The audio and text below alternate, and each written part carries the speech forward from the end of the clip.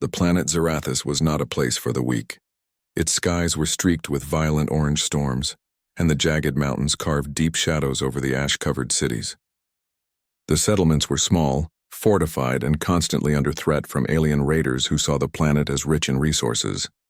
Humans were rare here, mostly soldiers like Captain Ethan Rell, stationed to protect the civilians and maintain some fragile sense of peace.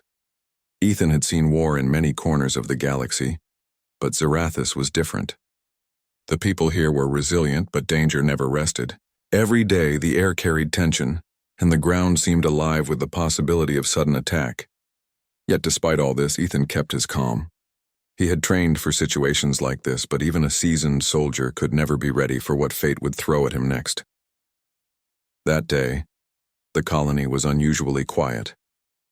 Ethan walked along the perimeter, checking the energy shields that protected the settlement from the storms. His eyes scanned the horizon constantly. Even in silence, he felt the warning signs of trouble. A sudden explosion tore through the air. Energy blasts cut through the sky as alien raiders appeared from the hills, moving faster than expected.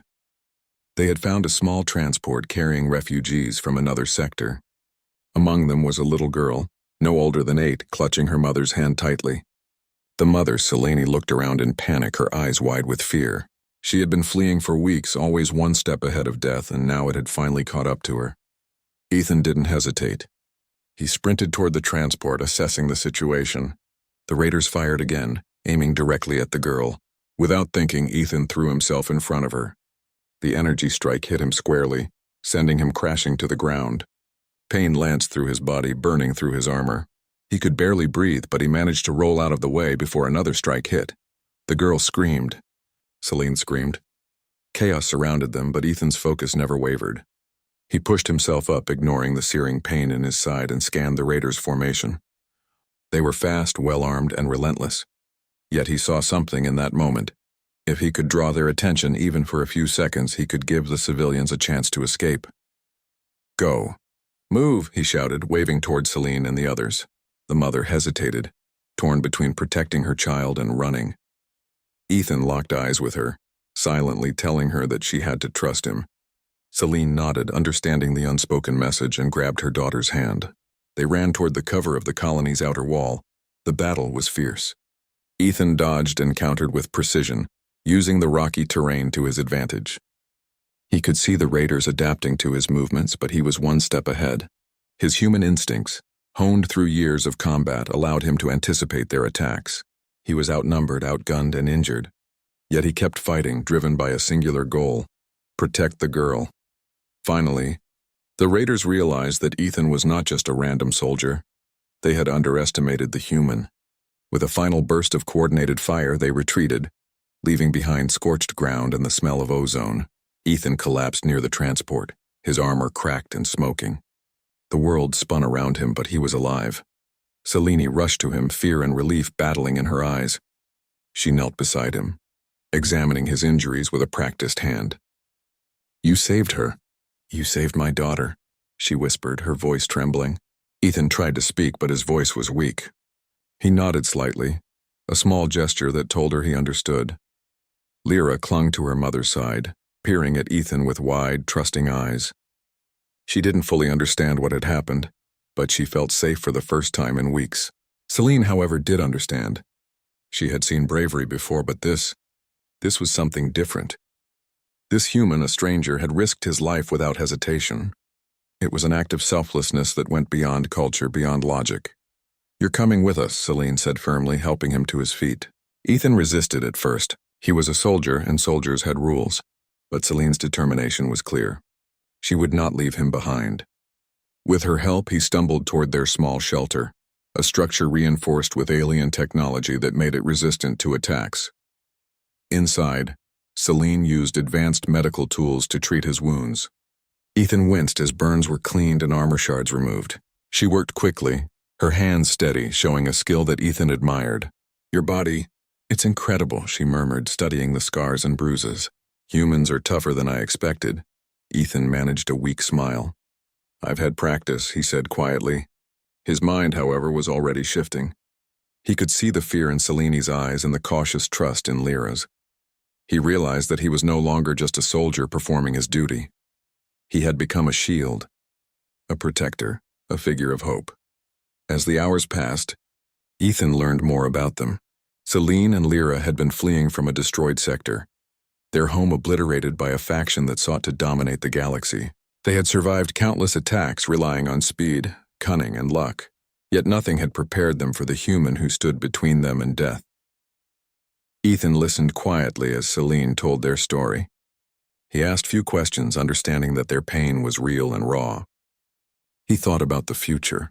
There would be more attacks, more challenges, but he also realized that he could not abandon them. He had already committed, in action if not in words. Night fell over Zarathus, the storms quieting for a few precious hours. Ethan sat near the entrance of their shelter, his body exhausted but his mind alert. He watched Celine and Lyra move about, preparing what little they had to eat. There was a moment of peace, rare and fragile, and Ethan allowed himself to feel it. Lyra approached him cautiously. "Are you going to stay?" she asked softly, her small hand reaching for his. Ethan nodded. "I'm here. I'll protect you." Her face lit up with a smile that made the pain in his body seem insignificant. In that moment, he understood the bond that had formed, not just between him and the girl, but with her mother as well. Celine, observing silently, felt a complex mix of emotions. Gratitude, yes, but also something deeper. This human had risked his life for her child without expecting anything in return. It was more than courage, it was honor, loyalty and compassion rolled into one. She could not deny the feeling stirring within her. Respect turning into admiration, admiration into something more profound. But the peace was fragile. Sensors on the perimeter detected incoming ships, another wave of raiders. Ethan, still battered, rose to his feet, determination flashing in his eyes. "They're coming back," he said simply. There was no fear in his voice, only resolve. He had taken the strikes for Lyra, and he would do it again if needed. Celine watched him, her heart tightening with both worry and awe. She realized that this human, this soldier, was unlike anyone she had ever met. He was more than a protector. He was a force that inspired courage in others. And in that realization, she knew that her life and her daughter's had changed forever. As the first streaks of dawn broke through Zarathus's orange sky, Ethan prepared for the fight ahead. He was injured, yes, but he was ready, not just for himself, but for Selena and Lyra, and deep down, he knew that this bond, born of courage and sacrifice, would shape everything to come. The day had begun with chaos, but it ended with a quiet promise. As long as Ethan stood, no harm would touch the little girl who now called him her protector. And as the colony braced for the next attack, one thing was certain. The human had already earned a place in their lives, and nothing would be the same again. The morning sun rose over the scorched plains of Zarathus, casting long shadows across the colony's walls. The air was thick with tension. Scouts had reported the alien raiders returning, larger in number and more organized than the last attack. Ethan Rell, still bearing the scars from the previous day's battle, prepared himself with a quiet determination. Every movement, every decision could mean life or death for Celine, Lyra, and the civilians depending on him. Selene watched him from inside the shelter, her heart caught between fear and admiration. She had spent weeks protecting her daughter, fleeing from danger, but now she realized she wasn't the only one who could fight for them. This human soldier had proven himself beyond words, and somehow, instinctively, she knew he wouldn't let anything happen to Lyra. Ethan checked his equipment, repairing minor damage to his armor and weapon systems. His human hands, rough and calloused, moved with precision. Despite his exhaustion, his mind was sharp, calculating strategies, noting every possible weak point in the raiders' approach. Unlike most humans she had met, Celine noticed, he combined courage with logic. That combination made him extraordinary in her eyes. "Mom, he's going to be okay, right?" Lyra's small voice trembled as she held her mother's hand. She had already grown attached to Ethan, seeing him as more than just a soldier. He was a shield, a protector, a presence that made her feel safe in a galaxy that had offered her so little. Selene squeezed her daughter's hand. "He's human, Lyra. He's strong and brave. He will protect us." Deep down, she understood that their safety depended on more than just luck. Ethan's courage had become a lifeline, and she felt a bond forming, one she couldn't ignore, no matter how strange it felt for a human to enter their lives so fully. Outside, the ground trembled as the first raider ships descended. They glowed with unnatural light, their engines humming like a swarm of predatory insects. Ethan moved to the front line, signaling the militia and remaining colonists to their posts. His orders were calm but firm, guiding the terrified civilians with authority. He had become more than a visitor in their lives. He was now their leader in the fight for survival. The raiders opened fire. Energy bolts streaked across the sky, illuminating the colony in flashes of blue and red light. Civilians ducked behind barriers, and small drones deployed by Ethan intercepted some of the attacks, exploding mid-air with sparks and smoke. Ethan darted forward, drawing fire away from the walls, using his body as both shield and distraction. Lyra peeked from behind the barricade, eyes wide, but she didn't cry. She had already seen him face danger without hesitation, and now she understood the depth of his bravery. Every time he moved, dodged, or countered an attack, she felt a mix of fear and awe. In her young mind, he was invincible, and she silently promised herself that she would do everything to stay close to him. Celine's heart pounded. She had watched her daughter survive countless dangers, but this human had willingly stepped into harm's way for them both. She couldn't ignore the feeling swelling inside her. Gratitude, respect, and something that felt like admiration growing into something deeper. Ethan's strategy was simple but effective. Using terrain and limited resources, he created traps and defensive positions. A collapsing tower here, a makeshift barricade there. The raiders, despite their superior technology, were slowed and forced into predictable paths. And every time a civilian or Lyra was in danger, Ethan was there, shielding them, pushing them out of harm's way. At one point, a massive energy blast targeted Lyra directly. Ethan lunged, catching her just in time and throwing her behind a reinforced wall. The blast hit the ground where he had stood moments before, scorching the earth and sending debris flying. Lyra hugged him instinctively, trembling. "You saved me again," she whispered. Ethan smiled faintly, exhausted but steady. The battle raged on for hours. Every time the raiders tried to regroup, Ethan anticipated their moves. He used their aggression against them, turning their own attacks into opportunities. Celine and the militia followed his instructions perfectly, a testament to his leadership. The colony, once defenseless, fought back with a unity and courage that surprised even Ethan. Finally, the raiders, frustrated and decimated, retreated.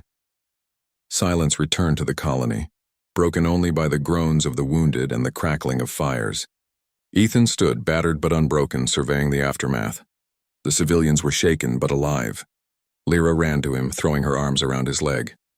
"You're my hero," she said simply, her voice carrying a sincerity that touched him deeply. Celine approached slowly, her steps deliberate. She looked at him, really looked at him, seeing not just the soldier who had saved her child, but the man who had risked everything without expectation of reward. "Ethan," she said quietly, "what you did, it's more than anyone could ask for. You didn't just protect Lyra, you protected me too, and I think I need you to stay with us." Ethan blinked, slightly surprised. "Stay? I'm a soldier. I have duties elsewhere. He gestured to the ruins around them. "This is not my home." Celine shook her head, her expression firm yet gentle. "In our culture, someone who risks everything for the life of a child. They are more than a stranger. They are family. And now you have a place here with us. Lyra needs you, and so do I." For a moment, Ethan was silent. The concept was foreign, alien even, but the sincerity in Celine's eyes was undeniable. He had spent years in war zones, seeing humans and aliens alike do terrible things for survival. But her offer was different. It wasn't about duty or orders, it was about trust, respect, and connection. And for the first time in a long while, Ethan felt that he could belong somewhere. Lyra tugged at his arm, her small face upturned. "Please," she said, "don't leave us." Her innocence struck him like a physical blow. She had no agenda, no understanding of political or cultural expectations. She just wanted safety, love, and protection, and he realized he could provide that. Celine stepped closer, placing her hand gently on Ethan's shoulder. "You saved her, and now by our ways you are ours, not as a stranger, not as a soldier passing through, but as part of our family." Her voice carried authority but also warmth. Ethan could feel the weight of her words, the meaning behind the tradition. It was not a command to be obeyed, but a recognition of the bond he had already forged. Ethan looked at the mother and daughter, their faces tired but hopeful. He thought of the countless battles he had fought, the lives lost, the friends who never made it. Yet here, in this small colony on a harsh planet, he had a chance to protect life without orders, without strategy charts or political motives. Here he had purpose defined by courage and compassion. He finally nodded, a slow, deliberate motion. I will stay, he said. Not because I have to, but because I want to. I'll protect both of you no matter what comes next. Celine smiled softly, relief washing over her. She had expected gratitude, perhaps respect, but not this. Ethan's choice went beyond duty. It was a conscious commitment to care for them, to be part of their lives. Lyra's face lit up with joy, and she wrapped her small arms around him, holding on tightly. That night, the colony gathered to assess the damage and rebuild. Ethan worked alongside them, his presence more than just protective, it was inspiring. The villagers, seeing a human fight not just with weapons but with heart, began to feel hope. They had survived because someone refused to let fear dictate their actions. Celine watched Ethan quietly, recognizing the subtle ways he influenced those around him. He was more than a soldier. He was a symbol of human courage and resilience, and as she looked at him, standing with Lyra by his side, she realized something profound. The bond between them was no longer just protector and protected. It was the beginning of a family, forged in sacrifice, bravery, and trust. As Zarathus's twin moons rose into the sky, casting a silver glow over the colony, Ethan, Celine, and Lyra stood together on the hill overlooking their home.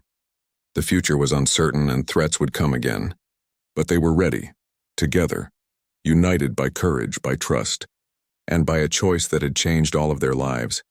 The human had taken the strikes for the little girl, and in doing so, had earned something far greater than gratitude.